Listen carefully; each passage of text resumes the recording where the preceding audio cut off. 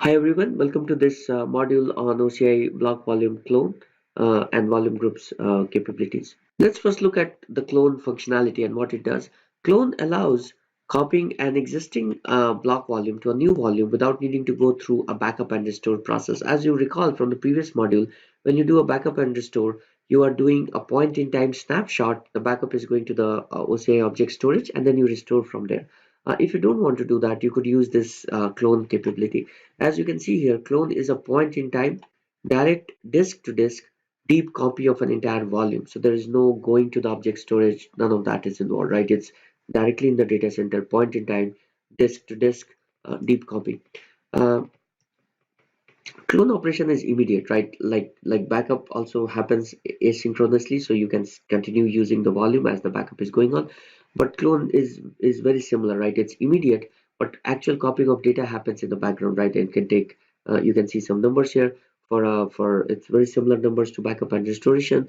Slightly better numbers, right? For 1 TB backup would take, let's say, half an hour.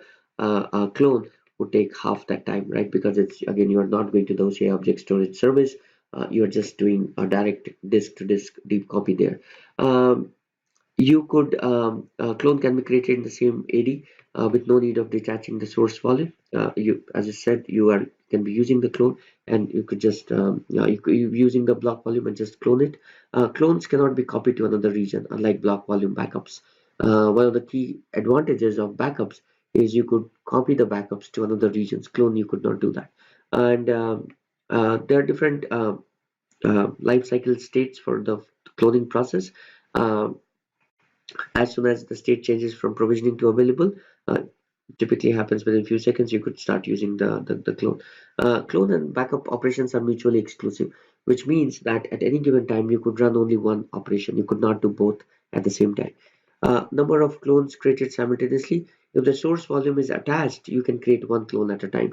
If the source volume is not attached, it's detached from the instance, you can create up to 10 clones from the same source volume simultaneously. Again, depending on the use cases, you might want to attach it or not attach it, keep it detached, and so you could create more clones if that's you have a requirement like that. There is also this feature called volume groups. Volume groups, what it does is you could group together block and boot volumes from multiple compartments across multiple compute instances and create this thing called a volume group. Now, why would you do that?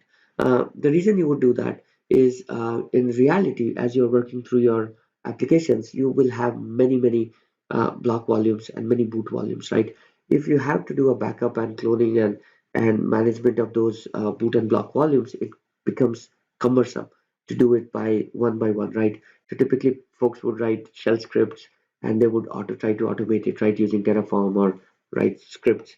Now that's obviously a good way to automate the operations. But OCI provides this capability out of the box called volume groups where you could do that, right, and in a much seamless manner. So using these volume groups, you can create the volume group backups and clones that are point in time and crash consistent.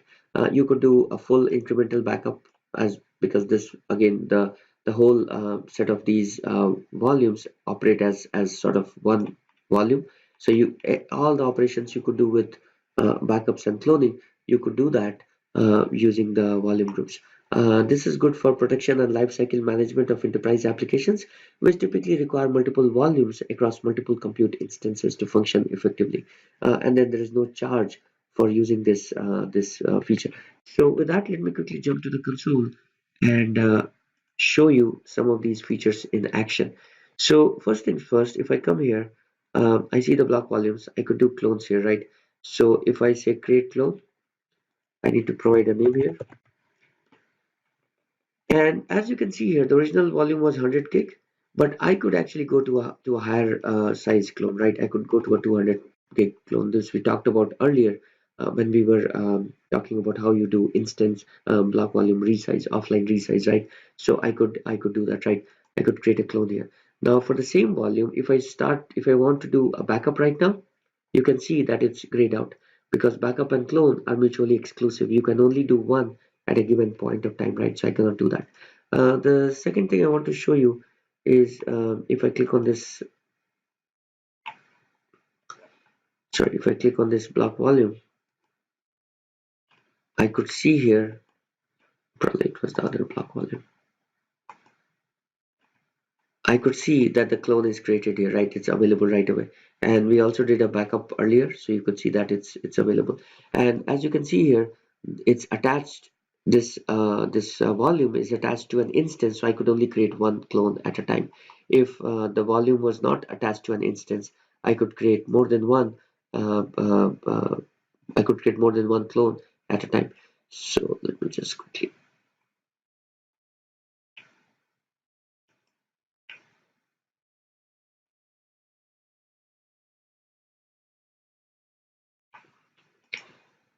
Let me quickly show you a couple of other things. So if I click on this volume groups here, I could create a volume group in a pretty straightforward manner, right? So I would say this is my volume group one.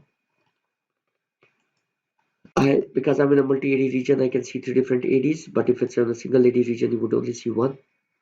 And right now it's asking me to select the volumes. So I would select block volume one. I would also add block volume two. And let me add another boot volume, the auto scaling boot volume, right? Because these two volumes are attached to the instance. And this is my boot volume for the instance, right? So let's see, if I was running my application on this instance, I would consider these three sort of together, right? So as a unit. Now I get this, and you can see here my volume group has two block volumes and it has one boot volume, right? So first thing I could do here is I could create a backup. So I would say, create a backup for my volume group, call it backup one, and just create here. And now you would see that the backup, you would see number of backups 3 because there's a block volume, 2 block volumes, and 1 boot volumes. I could create a clone as well. And again, these are mutually exclusive, so it's sort of grayed out because I can only do one operation at a time. So hopefully this gives you a good idea of the cloning capability and volume groups, and how you could do backups and clones for volume groups. Thank you for watching this module. Uh, I hope that you found this useful. If you have time, please join me in the next module where we'll talk a little bit about boot volumes. Thank you.